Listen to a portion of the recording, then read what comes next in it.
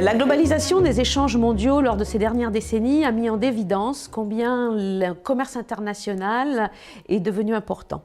Nous devons être en capacité d'approvisionner les marchés de consommation, nous devons être en capacité d'approvisionner les sites de production et la dernière crise sanitaire donc du Covid-19 n'a fait que mettre en évidence ces faits.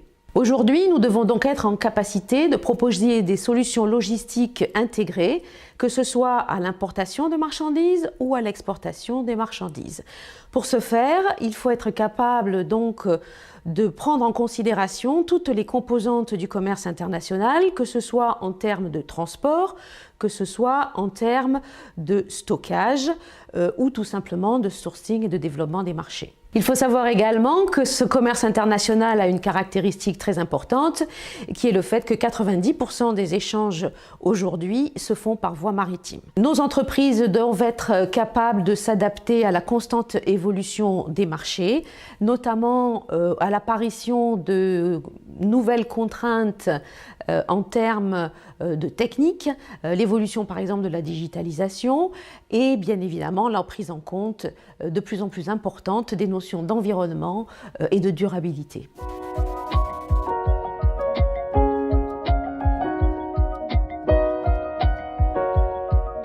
Quelle est donc la force de ce programme?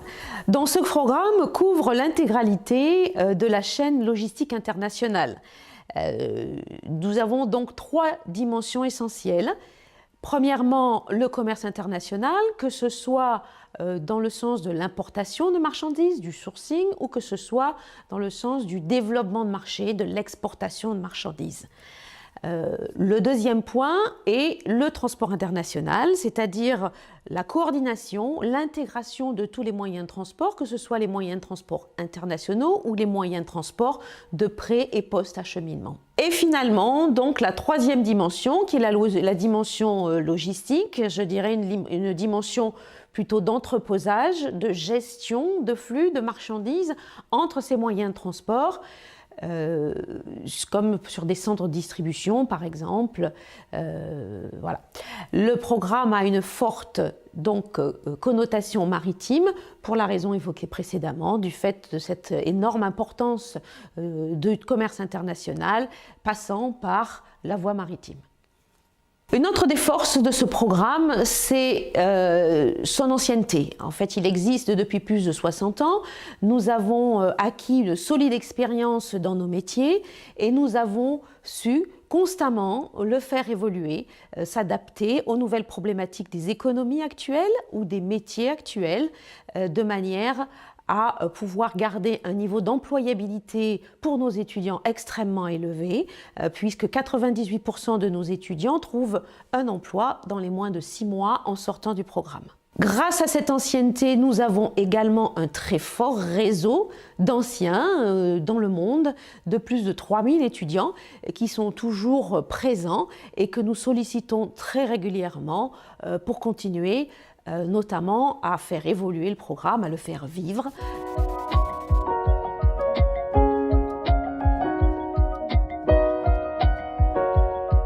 Les secrets de notre pédagogie et de cette durabilité, eh bien, il y en a plusieurs. Premièrement, nous avons des intervenants de grande qualité, dont certains sont reconnus mondialement. Ils sont composés pour à peu près 50% d'enseignants-chercheurs spécialisés dans leur domaine, mais également 50% de professionnels qui sont sollicités régulièrement, donnent des cours sur le programme et le font vivre tout au long de l'année. Un autre volet de notre pédagogie est d'intégrer très régulièrement les professionnels, les entreprises dans notre mode de fonctionnement et dans notre pédagogie. Alors cela peut se faire de différentes manières, par exemple par des conférences avec des retours d'expérience sur des thématiques bien particulières. Cela peut se faire par du coaching de projets par exemple, par la participation à des jurys d'évaluation, notamment de diplômes, mais également par la fourniture à nos enseignants et à moi-même de cas professionnels dont nous avons besoin pour évaluer nos étudiants et pour leur permettre de s'entraîner aux problématiques qu'ils rencontreront demain. Un autre des secrets de notre pédagogie est de nous adapter aux besoins de nos étudiants. Nous avons pour ça 2 rythmes sur les 2 années du programme, c'est-à-dire Master 1, Master 2. Nous avons un rythme, ce que l'on appelle en plein temps, dans lequel nous accueillons beaucoup d'étudiants étrangers, par exemple, mais également un rythme en alternance qui se développe de plus en plus et qui nous permet de professionnaliser nos étudiants.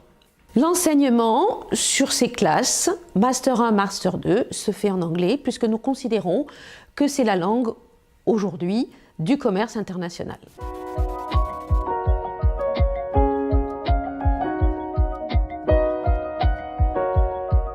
Nous avons donc créé sur le Master 2 un parcours à options avec 2 tracks, un Advance in International Trade et un second Advance in Logistics. Dans chacun de ces 2 tracks, il y a 2 modules, un lié avec la digitalisation et l'innovation dans nos métiers bien sûr, et le second lié à tout ce qui est problématique environnementale, que ce soit sur la partie logistique ou sur la partie transport. Notre seconde innovation, eh bien celle-ci, elle sera pour la rentrée prochaine. Nous ouvrons notre parcours M1, donc Master 1, en alternance, toujours dans cette idée d'adapter nos étudiants aux problématiques du marché, de les professionnaliser au maximum et de répondre aux besoins de nos entreprises.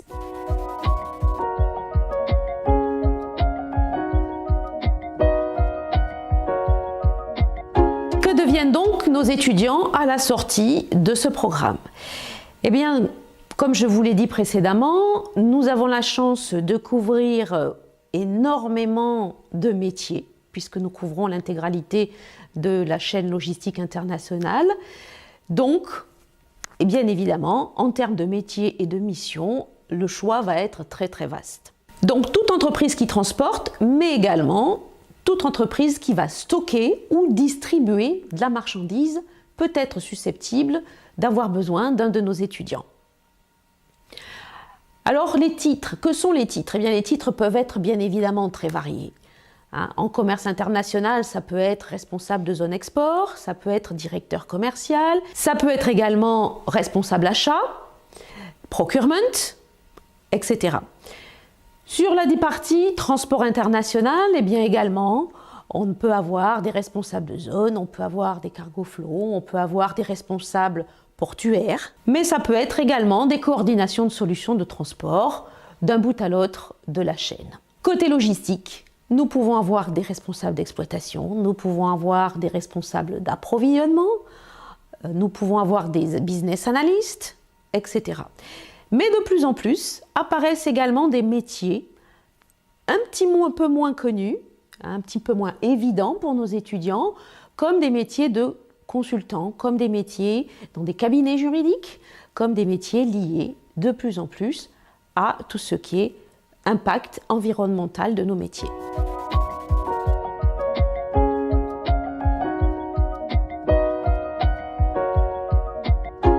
Il y a plusieurs avantages pour les étudiants qui décident de rejoindre ce programme. Comme je vous l'ai dit, donc, il couvre une grande partie de métiers. Et le constat au fil des années, c'est que nos étudiants peuvent facilement passer d'un métier à un autre. Par exemple, je commence par du transport maritime et puis finalement, j'ai envie d'aller voir un petit peu ce qui se passe sur du transport aérien. Ou alors, eh bien, je travaille dans un centre de distribution à une fonction et puis j'ai envie de me spécialiser, par exemple, plutôt sur du transport. Donc ça, sur des générations actuelles d'étudiants qui ont envie de bouger, ça fait partie des gros atouts de cette formation. Un autre de nos atouts est cette pédagogie que j'ai développée tout à l'heure, mais qui est vraiment une pédagogie expérientielle. Je vais vous donner un exemple. Par exemple, chaque année, nos étudiants doivent soutenir et être diplômés d'un cas fourni par une entreprise qui couvre les 3 domaines de notre programme, à savoir commerce international, transport international et logistique. C'est un exercice extrêmement prenant, mais qui permet à nos étudiants de récupérer les connaissances transverses qu'ils ont acquis tout au long de l'année et surtout de se mettre en situation face à un jury de 4 à 5 professionnels qui vont les évaluer et leur donner ou pas leur diplôme. Bien évidemment, pour réussir cet exercice, nos étudiants sont préparés tout au long de l'année et cette pédagogie expérientielle prend d'autres facettes. Par exemple, nous avons 2 business games, un en M1 qui permet aux étudiants de se familiariser avec l'organisation du transport international, un en 2e année qui permet aux étudiants de couvrir les 3 thématiques dont je vous ai parlé et qui les engage pour les meilleurs à jouer contre d'autres écoles. Ils peuvent aller même jusqu'à jouer face à des écoles européennes. Une autre des forces de ce programme est de proposer à nos étudiants donc une acquisition d'expérience, par exemple comme de la visite sur site. À savoir, nous visitons une plateforme logistique et chaque année, les étudiants peuvent aller visiter le port de Rotterdam et d'Anvers.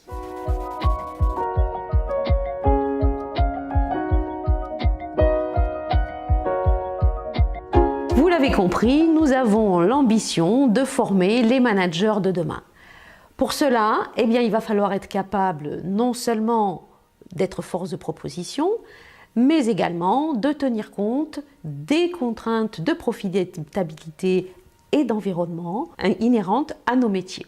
Alors, quels sont les profils qui peuvent arriver à réussir dans ce type de profession ?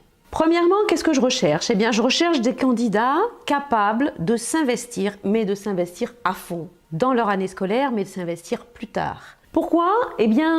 Ce master est extrêmement exigeant en termes de charge de travail. Mais je souhaite également avoir des étudiants motivés, très important pour pouvoir réussir non seulement l'année scolaire encore une fois, mais également dans les métiers.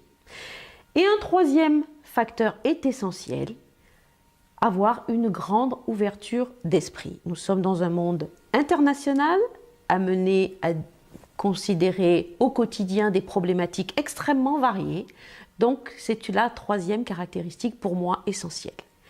Avec ces 3 principes, nous pouvons réussir à faire des merveilles, sachant que la mission d'éducation reste la nôtre. Nous avons donc un mode de sélection très ouvert. Pourquoi ? Parce que je considère qu'à chaque période de sa vie, on doit pouvoir être en capacité de faire évoluer sa carrière ou voire même de se tromper.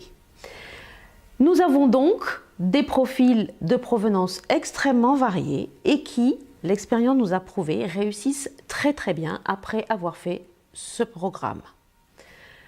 Ce sont par exemple des anciens marins, ça peut être des gens venant de professions juridiques, ça peut être également des profils venant de l'humanitaire. Plus récemment, suite à la crise du Covid, j'ai reçu énormément de candidats venant de l'aérien, mais également beaucoup d'ingénieurs viennent chez nous pour avoir une formation complémentaire à leur formation initiale.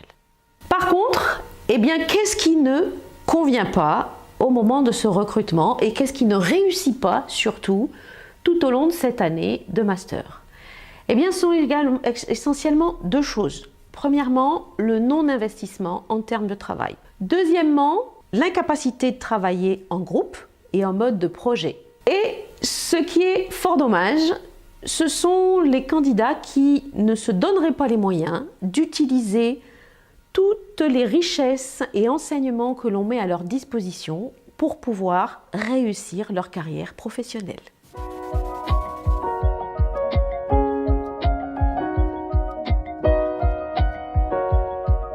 Vous êtes donc les bienvenus sur notre site internet. Vous aurez en détail toutes les composantes de cette formation. Vous êtes également les bienvenus si vous souhaitez avoir des informations complémentaires sur nos journées portes ouvertes. Et bien évidemment, je suis à votre disposition par mail si vous avez besoin d'avoir également des informations ou de rentrer en contact avec moi. Je vous souhaite une bonne fin de journée.